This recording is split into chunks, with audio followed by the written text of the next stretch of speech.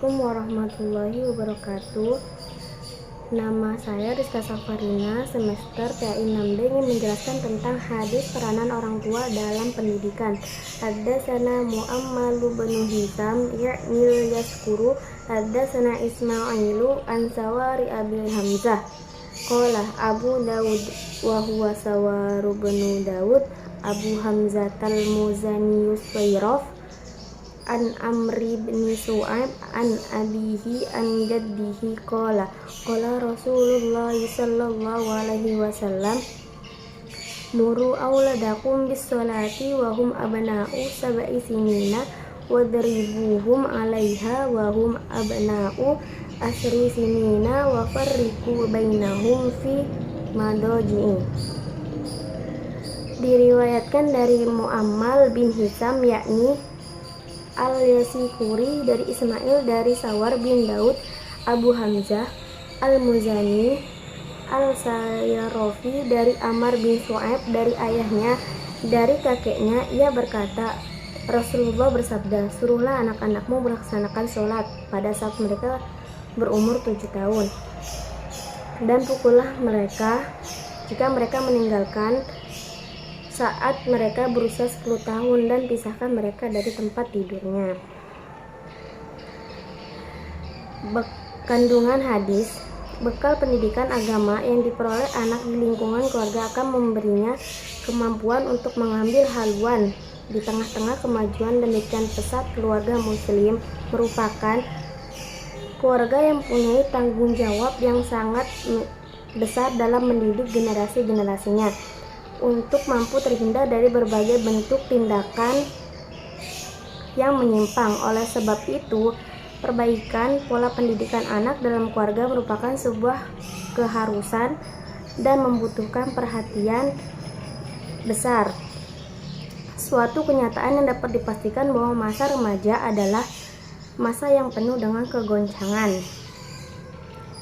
Di samping itu, disadari pula bahwa remaja mempunyai potensi yang sangat besar. Oleh karena itu, remaja sangat memerlukan pembinaan agama yang dapat membantu mereka dalam mengatasi dorongan-dorongan dan keinginan-keinginan yang belum pernah mereka kenal sebelumnya, yang seringkali bertentangan dengan nilai-nilai agama yang dianut oleh para orang tua atau lingkungan tempat mereka hidup. Sebagaimana telah dikemukakan bahwa tujuan utama dari pendidikan dalam keluarga adalah penanaman iman dan moral terhadap diri anak untuk mencapai tujuan tersebut, maka keluarga itu sendiri dituntut untuk memiliki pola pembinaan rencana terhadap anak. Diantaranya pada pembinaan struktur tersebut ialah 1. Memberi suri tauladan yang baik bagi anak-anak dalam berpegang teguh kepada ajaran-ajaran agama dan akhlak yang mulia. Yang kedua, menyediakan bagi anak-anak peluang dan suasana praktis di masa mereka mempraktekkan akhlak yang mulia diterima dari orang tuanya. Yang ketiga, memberi tanggung jawab yang sesuai kepada anak-anak supaya mereka merasa bebas memiliki dalam tindakan tanduknya. Yang keempat, menunjukkan bahwa keluarga selalu mengawasinya dengan sadar dan bijaksana dalam sikap dan tingkah laku kehidupan sehari-hari mereka. Dan yang terakhir, nomor 5, ialah menjaga mereka dari pergaulan teman-teman yang menyeleweng dari tempat-tempat yang dapat menimbulkan kerusakan moral. Peranan pendidikan agama terhadap anak sangat berpengaruh terhadap pembentukan sikap dan tingkah laku anak. Pemberian modal-modal keagamaan dalam keluarga secara garis besarnya dapat melahirkan implikasi-implikasi sebagai berikut. 1. Anak memiliki pengetahuan dasar keagamaan. 2. Anak memiliki pengetahuan dasar akhlak. 3. Anak memiliki pengetahuan dasar sosial. Pengetahuan dasar tersebut memiliki arti penting untuk mencapai tujuan asasi dari pendidikan Islam, yaitu penanaman iman dan akhlakul karimah. Mengingat besarnya peranan yang dimainkan keluarga dalam penanaman nilai-nilai moral terhadap anak, maka ada beberapa saran sebagai berikut. 1. Perlu adanya kerjasama yang baik antar pihak lembaga pendidikan formal dengan lembaga keluarga dalam membina para peserta didik. Yang kedua, mengingat besarnya peranan orang tua dalam penanaman nilai-nilai moral dan keagamaan anak, maka pendidikan tidak hanya penting diterapkan kepada anak-anak tapi juga terhadap orang tua. Minimnya pengetahuan keagamaan orang tua juga sangat mempengaruhi kualitas penggunaannya terhadap anak. Sebab itu dipandang perlu untuk merumuskan pola-pola pembinaan orang tua secara terencana oleh pihak pemerintah bekerja sama dengan pihak sekolah. Rasulullah sangat sayang terhadap anak-anak, baik terhadap keturunan beliau ataupun anak orang lain, sebagaimana hadis berikut. Usamah bin Zaid ketika masih kecil punya kenangan manis dalam pangkuan Rasulullah.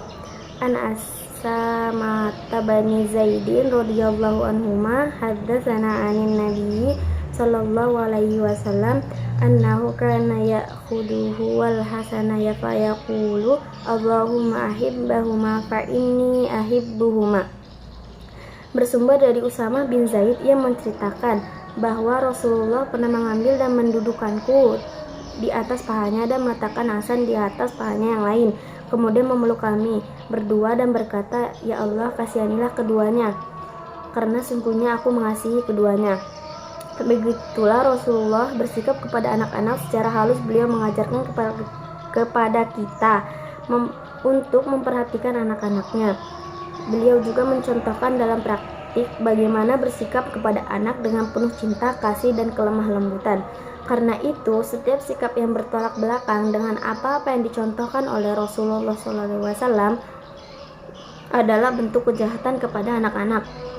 Setidaknya ada 4 jenis kejahatan yang kerap dilakukan orang tua terhadap anaknya, yaitu 1. Memaki dan menghina anak. Bagaimana orang tua dikatakan menghina anak? Yaitu ketika seorang ayah menilai keburukan anaknya dan memaparkan setiap kebodohannya. Lebih jahat lagi jika itu dilakukan di hadapan teman-teman si anak. Itu termasuk dalam kategori ini adalah memberi nama kepada anak dengan nama yang buruk. Yang kedua, melebihkan seseorang anak dari yang lain. Memberi lebih kepada anak kesayangan dan mengabaikan anak yang lain adalah bentuk kejahatan orang tua kepada anaknya. Sikap ini adalah salah satu faktor pemicu putus hubungan silaturahmi anak dengan orang tua dan pangkal dari permusuhan antar saudara. Yang ketiga adalah mendoakan keburukan bagi si anak. Abu Hurairah berkata bahwa Rasulullah bersabda, ada 3 doa yang dikabulkan oleh Allah. Doa orang yang teraniaya, doa musafir, dan doa keburukan orang tua atas anaknya. Entah apa yang alasan yang membuat seorang begitu membenci anaknya. Saking bencinya, seorang ibu bisa sepanjang hari lidahnya tidak kering mendoakan agar anaknya celaka, melaknat dan memaki anaknya. Sungguh ibu itu adalah wanita yang paling bodoh.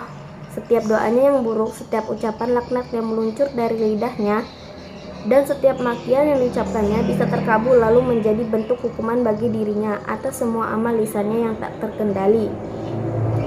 Coba yang keempat, tidak memberi pendidikan kepada anak. Ada syair Arab yang berbunyi, anak yatim itu bukanlah anak yang telah ditinggal orang tuanya dan meninggalkan anak-anaknya dalam keadaan hina. Sesungguhnya anak yatim itu adalah menghindar darinya, atau ayah yang selalu sibuk dan tidak ada waktu bagi anaknya, atau ibu yang selalu menghindar darinya. Cukup sekian pemaparan tentang hadis peranan orang tua terhadap pendidikan anak. Kurang lebihnya saya mohon maaf. Assalamualaikum warahmatullahi wabarakatuh.